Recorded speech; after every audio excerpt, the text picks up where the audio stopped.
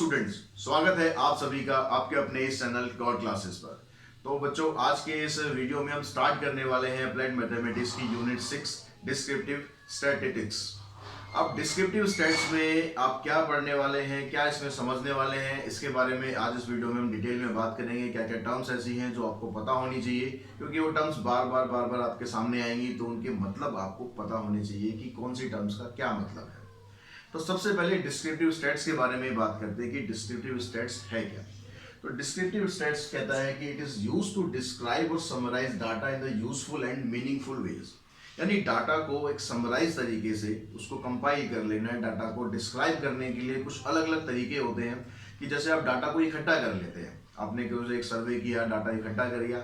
अब डाटा इकट्ठा करने के बाद आपने जब तक उसको सही तरीके से डिस्क्राइब नहीं कर पाए या उसको आप समराइज नहीं कर पाए, तो उस डाटा को इकट्ठा करने का फायदा क्या। हम डाटा को इकट्ठा करते हैं कुछ चीज़ों को एनालाइज करने के लिए, उनको समझने के लिए कि भाई किस तरह की क्या क्या चीज़ें हो रही हैं।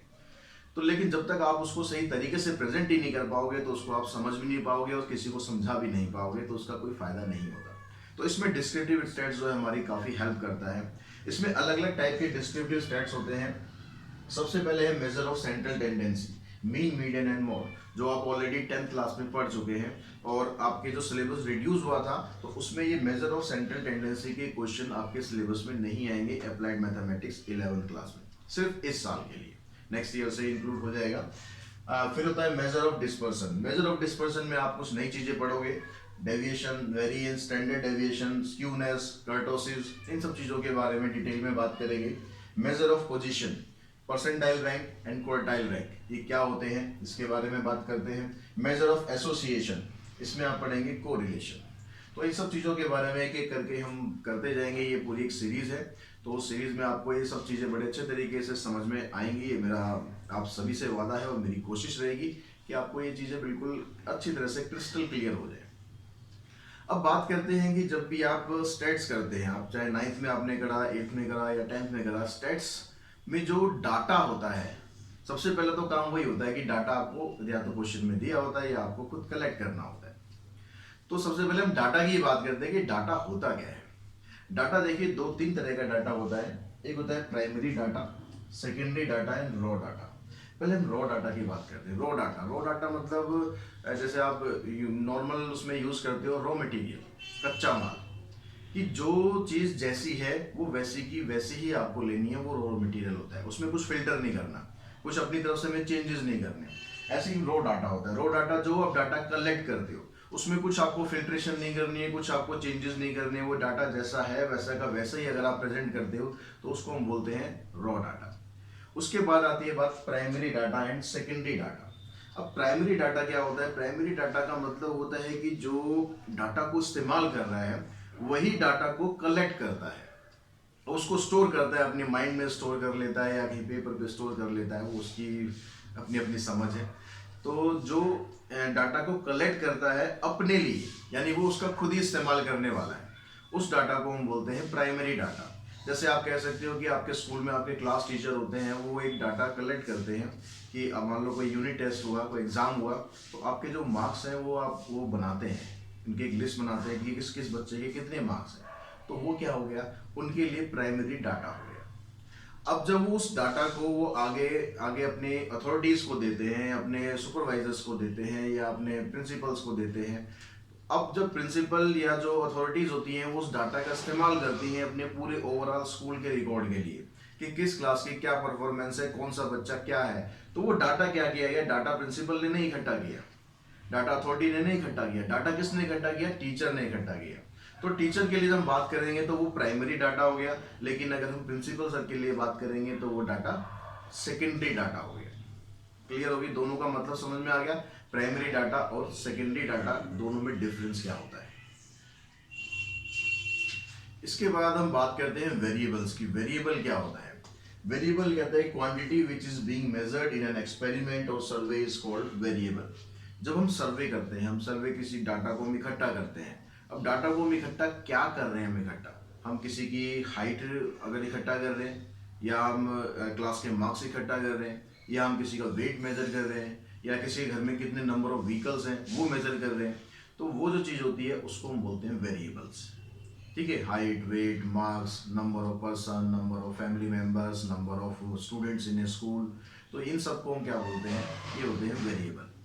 अब इसमें वेरिएबल्स होते हैं, इसमें दो टाइप के वेरिएबल होते हैं, कंटिन्यूस वेरिएबल होता है और एक डिसकंटिन्यूस वेरिएबल होता है। अभी कंटिन्यूस वेरिएबल क्या होता है, कंटिन्यूस वेरिएबल में जो आप डाटा इकट्ठा करते हैं उसमें आप डाटा को डेसिमल्स में भी लिख सकते हैं।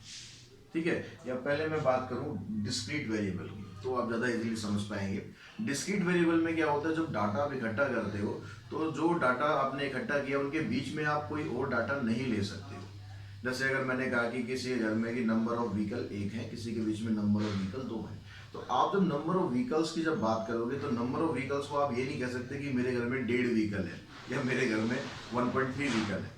या व्हीकल जो होगा या तो वो 1 होगा या 2 होगा या 3 होगा। ऐसे हम बात करें कि भाई क्लास में कितने स्टूडेंट्स हैं, अब स्टूडेंट्स कितने होते हैं क्लास में, या तो 1 होगा या 2 होगा या 20 होंगे या 50 होंगे। ऐसा तो नहीं है कि भाई 20.5 स्टूडेंट्स हैं हमारे स्कूल में, ऐसा तो नहीं हो सकता। यानी जहां पर आप पॉइंट में बात ना कर पाओ उसको हम बोलते हैं डिसकंटिन्यूअस या डिस्क्रीट वेरिएबल। इसमें आप किसी भी चीज के नंबर्स आप निकाल सकते हो।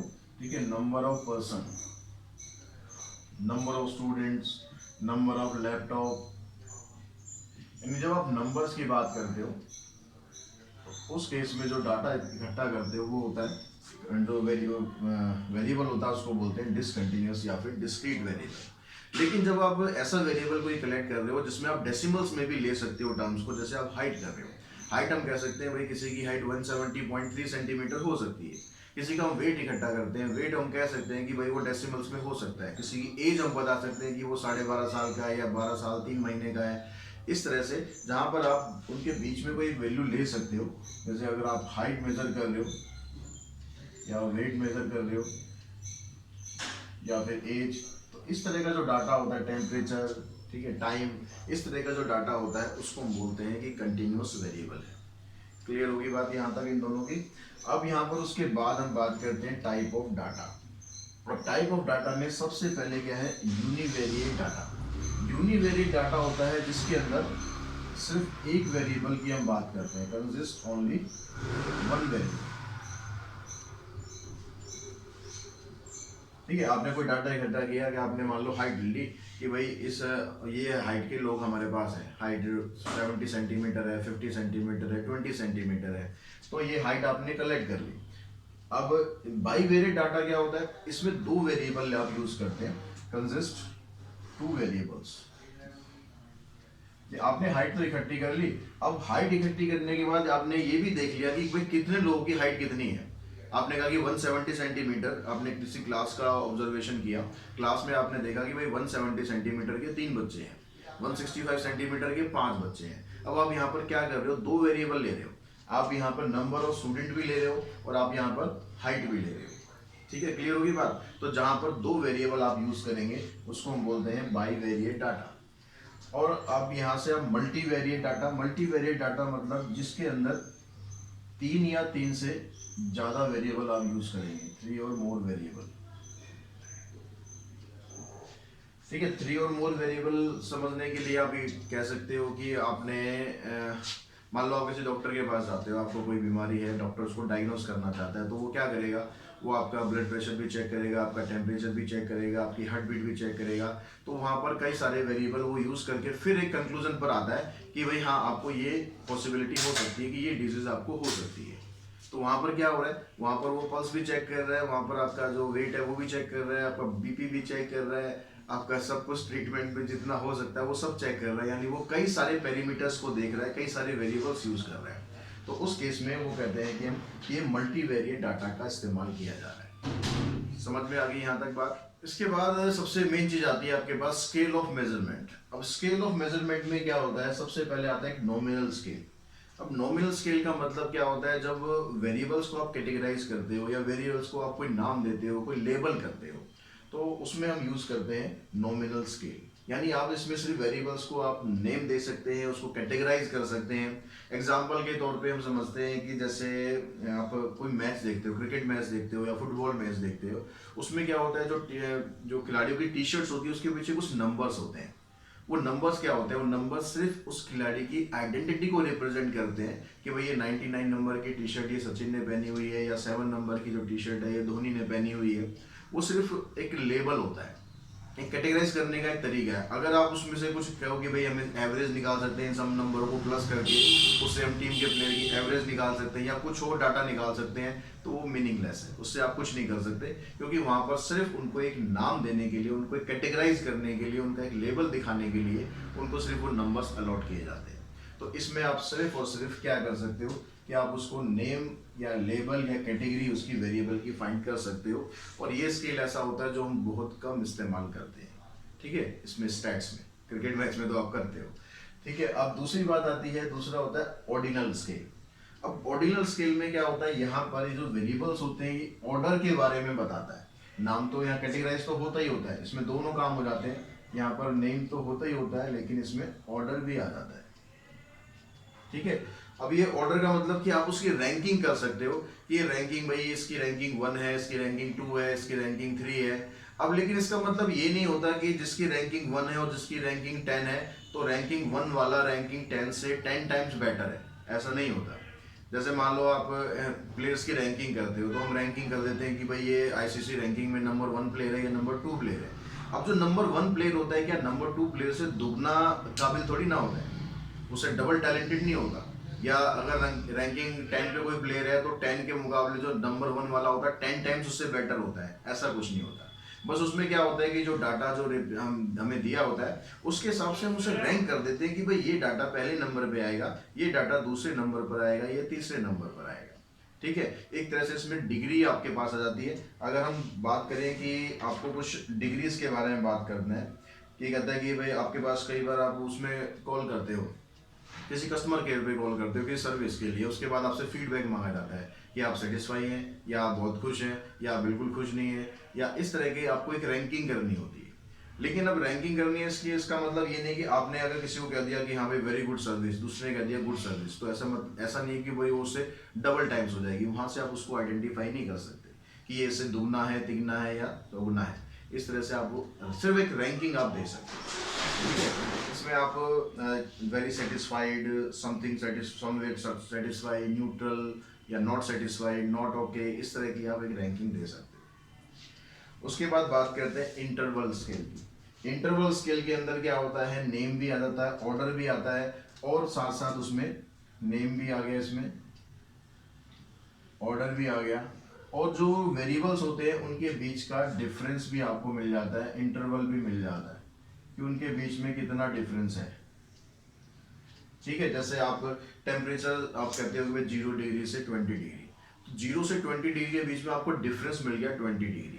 लेकिन इस डाटा में एक खामी होती है कि इसमें ट्रू जीरो नहीं होता। ट्रू जीरो का मतलब अगर आप 0 डिग्री सेल्सियस की बात कर रहे हो तो इसका मतलब ये नहीं कि टेम्परेचर खत्म हो गया, टेम्परेचर तो है। तो 0 डिग्री सेल्सियस को अगर आप फ़ारेनहाइट में कन्वर्ट करोगे तो वो 0 नहीं रहेगा, यानी टेम्परेचर तो कुछ ना कुछ है। ऐसे अगर हम टाइम की बात करें, हम लिखे 000 जो 0000 क्लॉक टाइम पे शो कर दिया आपने, तो उसका मतलब क्या हो गया कि टाइम 0 तो नहीं हो गया ना। अगर हम घड़ी के हिसाब से बात करें तो वो ठीक रात के 12 बज जाते हैं, ठीक है, जिसमें हम 0000 आवर्स शो करते हैं। तो यहाँ पर जो टाइम है या टेम्परेचर है, इसके अंदर कोई ट्रू वैल्यू, ट्रू जीरो नहीं होता है, क्योंकि यहाँ पर जीरो का मतलब ये नहीं है कि वो चीज़ खत्म होगी, वो चीज़ है ही नहीं। तो इस केस में बस एक ये खामी होती है। इसमें आप ऐड कर सकते हो, आप इसमें सॉरी डिवाइड नहीं कर सकते, ऐड कर सकते हो और सब्ट्रैक्ट कर सकते हो, लेकिन मल्टीप्लाई या डिवाइड इसमें आप नहीं कर सकते।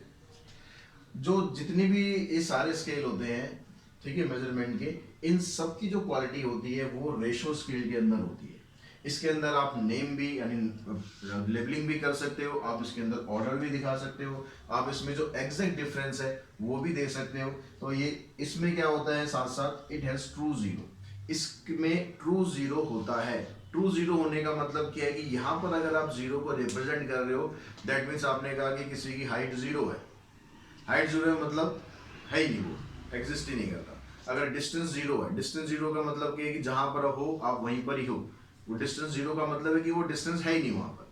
तो यहाँ पर जो वैल्यूज होती हैं वो नेगेटिव वैल्यू इसमें नहीं होती इस वाले स्केल में, और सबसे ज़्यादा हम इसी स्केल का इस्तेमाल करेंगे। और इसी स्केल का इस्तेमाल ज़्यादातर स्टेट्स में किया जाता है। तो बच्चों अब बात आती है कि आपने डाटा को इकट्ठा कर लिया।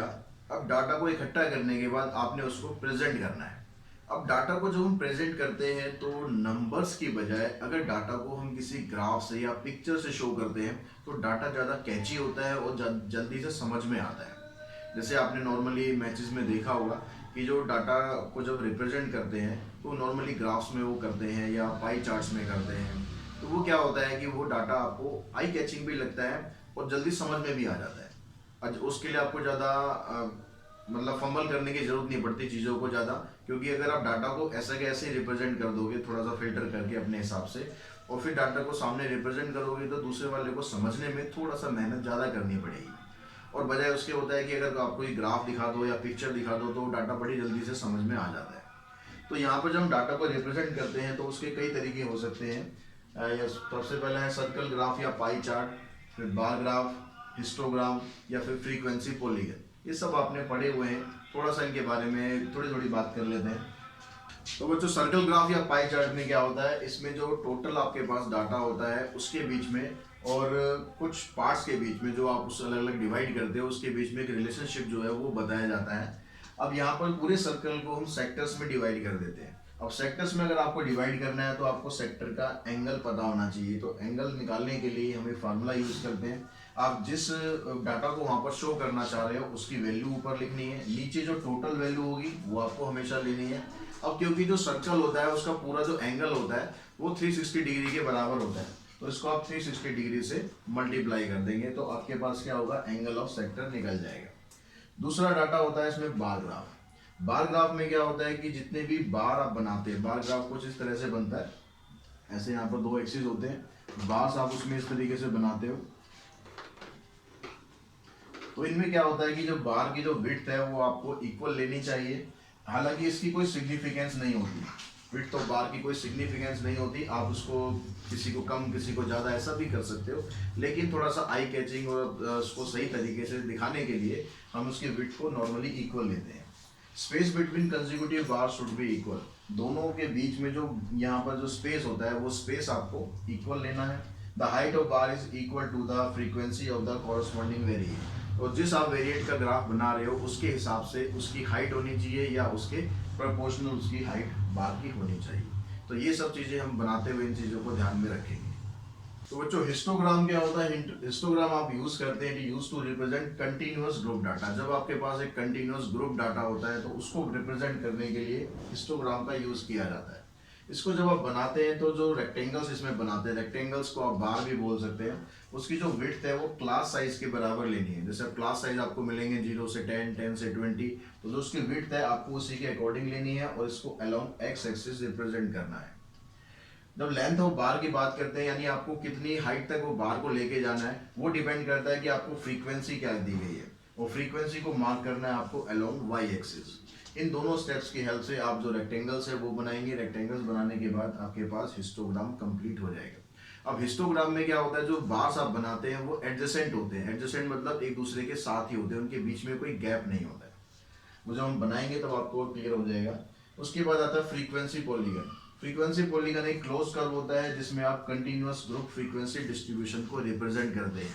और हिस्टोग्राम और फ्रीक्वेंसी पॉलीगन इन दोनों को आप एक ही ग्राफ में भी शो कर सकते हैं। बाकी डिटेल में इनके बारे में बात करेंगे जब आप इनके क्वेश्चंस करेंगे तो उनको बनाना आपको तब जाके समझ में आएगा अच्छे तरीके से। वैसे आपने ऑलरेडी छोटी क्लासेस में बनाए हुए हैं, फिर भी थोड़ा जो छोटी छोटी चीज़ें होती हैं वो आप मिस कर देते होंगे, वो सारी चीज़ें हम आपको उसमें बताएंगे जब आप ये क्वेश्चंस इसके करेंगे। तो आज की वीडियो में इतना ही। Thanks to all of you.